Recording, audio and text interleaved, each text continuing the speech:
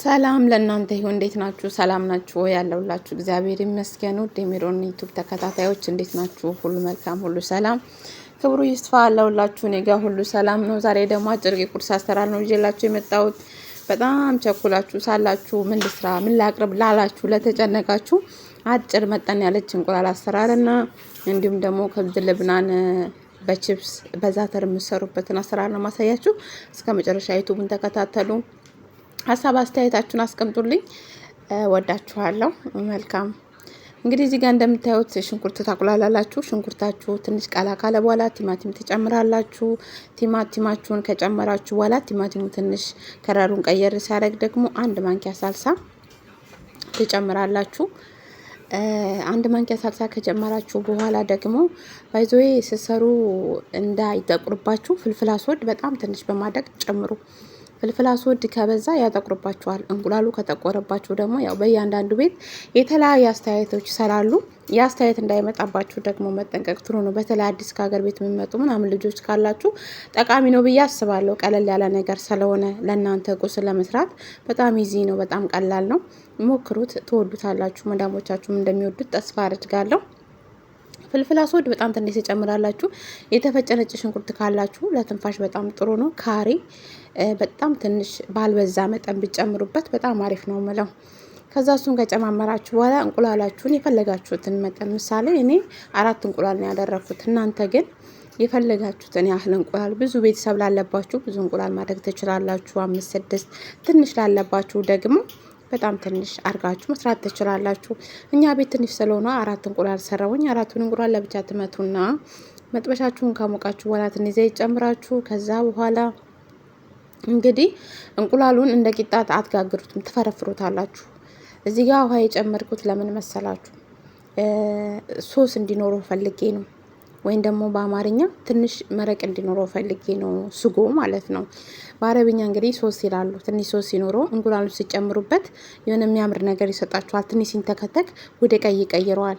ምክንያቱም እንቁላሉን ምንም አልጨምርም። እናንተ ግን ከፈለጋችሁ ፍልፍል አስወድ ካላው ላይ ቢጨምሩ በጣም ያምራል። እንዲሁም ፋብሪካ ወይም ደግሞ የሚያቃጥል በርበሬ በአማርኛ ልበላችሁ ብዬ ነው። ቋንቋ ማታውቁ ልጆች አዲስ የምትሰሩ ካላችሁ ብዬ ነው ይሄን የምለውና እንቁላላችሁን በዚህ መንገድ ካረጋችሁት በኋላ ታስተካክሉታላችሁ። እንደዚህ እንደምታዩት ተፈረፍሩትና እስከሚበስል ድረስ መብሰል አለበት። ምክንያቱም ከላይ ስለማይበስል ከላይ ስለምታረጉት ከስጎ ላይ እዚህ ጋር እንደዚህ ታስተካከላችሁለት በኋላ ቀጣይ ምንድነው የምታረጉት?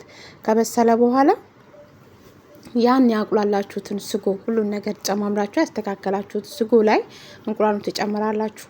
እንቁላሉን ከጨመራችሁ በኋላ ደግሞ ጅበን ኬሪ ይሆናል። ጅብና በተለይ ብዙ ቤት ጅብና ነው የሚወደደው። እኔ ጅበን ኬሪ ለፈጣይር ነው እንጂ እንደዚህ ለእንቁላል ያው ብዙ ላይ ማለት ቪዲዮ ሳይም ወይም ደግሞ ከማየውም ነገር ጅበን በጣም እና እንደዚህ ካስተካከላችሁ በኋላ ወደ ቀጣይ ትሄዳላችሁ። ያው ሶስ ላይ ትመለሳላችሁ። ሶሱን ካሞቃችሁ በኋላ ከዛ እንደዚህ ከጨማመራችሁ በኋላ ይሄው እንደዚህ እንቁላላችሁን ከላይ ትጨምራላችሁ። ከዛ የቆረጣችሁት ወይ ጅብና ወይ ጅበን ኬሪ፣ እኔ ጅብናም ትንሽ ጨምራለሁ፣ ጅበን ኬሪም ጨምራለሁ። ጅብናው ለምን መሰላችሁ? የእንቁላል የሚጨመር ስላልመጣልኝ ለዛ ነው ጅበን ኬሪ ያረኩት እኔ ስላሌለ። ይሄ ደግሞ ይበጣበጣል ሲቆይ ሲንተከተፍ፣ ለዛ ነው። እና እንደዚህ በሚያምር ካረጋችሁ በኋላ የኦርጋኖ ትንሽ ላይ ጣል ታረጋላችሁ።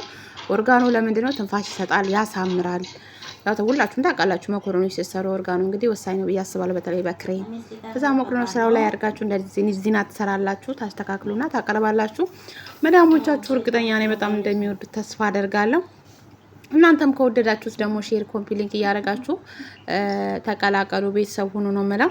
እዚህ ጋር ደግሞ እንደምታዩ ጅበን እና ዛተር በተለይ ዘይቱን ብትጨምሩም ደግሞ በጣም ወሳኝ ነው፣ ያጣፍጥላችኋል። እኔ ግን ጅበን ቡክና ከብዝ ልብና በጣም አጣዳፊ ቁርስ ሲደርስባችሁ መክሰስ ምን ልስራ ለምትሉ እሱ በጣም ወሳኝ ነው። መክሰስ ላይ እሱ የምታስተካክለው አሪፍ ነው ብዬ አስባለሁ። እሱ እንደዚህ ሁለት ከከፈላችሁ በኋላ ተዘረጉታላችሁ። ስንያ ሳህን ላይ ከዘረጋችሁት በኋላ ጅበን እንደዚህ ሙልት አድርጋችሁ ትቀቡታላችሁ። ጅበን ቡክ ከዛ ጅበን ሞሶሬላ ታቀርባላችሁ። ጅበን ሞሶሬላውንም ሙልት አድርጋችሁ ትጨምራላችሁ። በፈለጋችሁት መንገድ ትሰራላችሁ። ምሳሌ ዛተር የማይወድ ሰው ካላችሁ ጥቁር አዝሙድ መጨመር ትችላላችሁ። ጥቁር አዝሙድ ከላይ አድርጋችሁ በጣም ነው የሚያምረው። ከዛ ደግሞ ሲወጣ ትንሽ ቅቤ ብታረጉበት በጣም የሚበላ ምግብ ነው። እኔ ብዙ ጊዜ አለው እንዲሁም ሚዲያ ሳይም በቤት ውስጥ ስሰራ ሰዎች በጣም ነው የሚወዱት። የእናንተም እንደሚወዱት ተስፋ አድርጋለሁ። ቁርስ መክሰስ ለምትቸገሩ ልጆች በጣም ልጆች ተማሪ ላለባችሁ አጣዳፊ ነው። ጠቅልላ አድርጋችሁ መስጠት ትችላላችሁ። እንደዚህ በሚያምር መንገድ እንግዲህ መስራትና ማቅረብ ትችላላችሁ። ኑሮ ማንቃለል ትችላላችሁ። እንደዚህ ሲጨርሰው ችፕስ ጨምሬበታለሁ። ከዛ ዛተር የችፕሱም እንደዚህ ያምራል፣ የዛተሩም እንደዚህ ያምራል። ደግሞ ስትበሉትም በጣም ነው የሚጣፍጠው። ሞክሩት፣ ትወዱታላችሁ የሚል ተስፋ አለኝ። ሰዎቻችሁም እንደሚወዱት እንደምታመሰግኑኝ። በተረፈ ቤተሰቦች ስለሆናችሁ ሰብስክራይብ ስለምታደርጉኝ በጣም ነው የማመሰግነው። አሁንም ሰብስክራይብ በማድረግ ቤተሰብ ሁኑ። ሀሳብ አስተያየታችሁን ደግሞ ኮሜንት ስራ አስቀምጡልኝ፣ አበረታቱኝ። በጣም ነው የምወዳችሁ። ለሁላችሁም መልካም ቀን ይሁንላችሁ።